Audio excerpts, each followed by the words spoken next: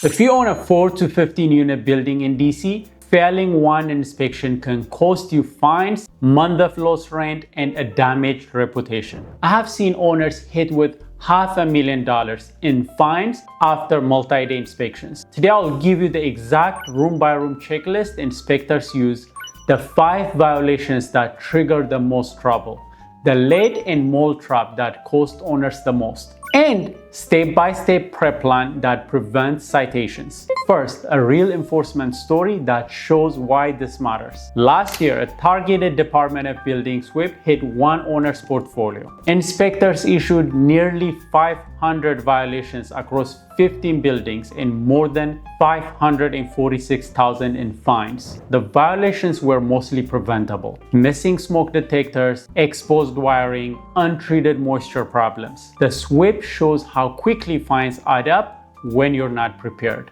Now let's get practical. The 5 violations inspectors cite most often and how to fix each one before they arrive. Pause and screenshot this list. These 5 items are roughly 80% of what inspectors find. First, smoke and carbon monoxide detector failures. Missing, non-functional, or improperly installed alarms. DC requires alarms in sleeping areas and on every story. New work often triggers hardwired, interconnected requirements. Keep installation records and model numbers. Second, lead paint hazards and disclosure failures. Units built before 1978 require lead disclosure. Certain occupancies require clearance reports. Failure to disclose or remediate creates immediate violations and legal exposure. Third, mold and moisture issues. Visible mold, chronic moisture, and failed remediation lead to notices. Professional assessments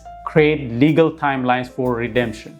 Fourth, electrical and fire safety hazards. Exposed wiring, missing GFIs, overloaded circuits, and blocked egresses are emergency items inspectors cite immediately. Fifth, sanitation, pest, and structural deficiencies. Rodent infestation, clogged drains, unsafe stairs, and broken doors are frequent tenant complaints that trigger inspection. Pause and screenshot this list.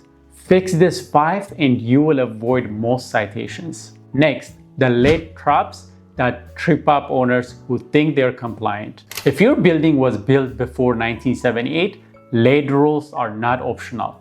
Provide DC lead disclosure form before a tenant signs. If a child under 6 or a pregnant person will occupy the unit, obtain and provide a recent clearance report or risk assessment. DC requires disclosure of what an owner reasonably should know, not just what they actually know. Lead is often a paperwork problem. Mold is both a health and legal problem. Here's how to handle it. Mold isn't just cosmetic. A professional indoor mold assessment can create a legal presumption of a housing code violation if you don't remediate within the required timeline.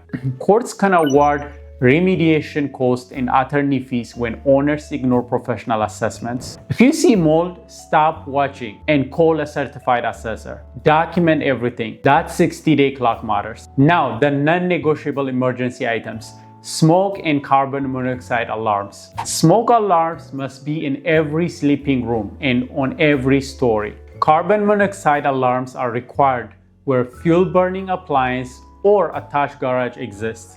New work often requires hardwired, interconnected alarms.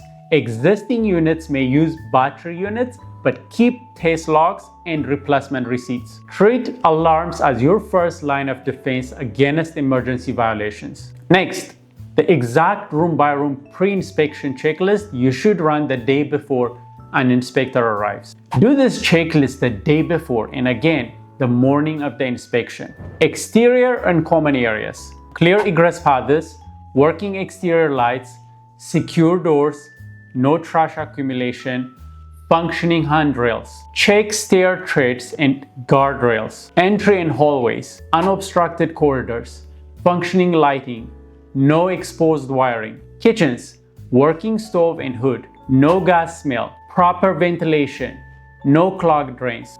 Bathrooms, hot water functioning, exhaust fan working, no active leaks, clock intact, GFCI were required. Bedrooms, smoke alarms installed and tested, Windows operable for egress were required. Basement and mechanical rooms, no standing water, labeled electrical panels, clear access to water heaters and furnaces. Do this checklist the day before and again the morning of. Inspectors notice small things you can fix in an hour. Physical fixes matter, but paperwork matters just as much. Here's what to bring and how to interact with the inspectors. Bring permits for recent work, contractor invoices, late clearance reports, pest control receipts, proof of smoke and carbon monoxide alarm purchases and tests, and a log of tenant repair requests and responses. If you corrected a prior violation, bring before and after photos and receipts. When the inspector arrives, be cooperative, point to your documentation, and ask for violation code and the required cure period. Most non-emergency violations have a 60-day cure window. Emergencies must be fixed immediately. If you can't find a permit or receipt, call the contractor and get the digital copy before the inspector leaves. That often closes the loop. If you do get a notice, move fast. Here is the exact escalation and abandonment plan that reduces fines. Read the notice carefully, note the violation code, cure period, and whether it's emergency or non-emergency. Create an abandonment plan with timelines and contractors. Share the plan with inspectors or DOB contact. Document every repair with photos, invoices, and completion dates. Upload or deliver proof per the notice instruction. If you disagree, file an administrative appeal promptly and continue to remediate where safe to do so. If violations are widespread or repeated, expect escalated enforcement. The DOB targets non-compliant portfolios and fine can accumulate quickly. Create the abandonment plan within 48 hours. Speed and documentation reduces fine and escalation. Before we close, 3 practical takeaways you must act on today.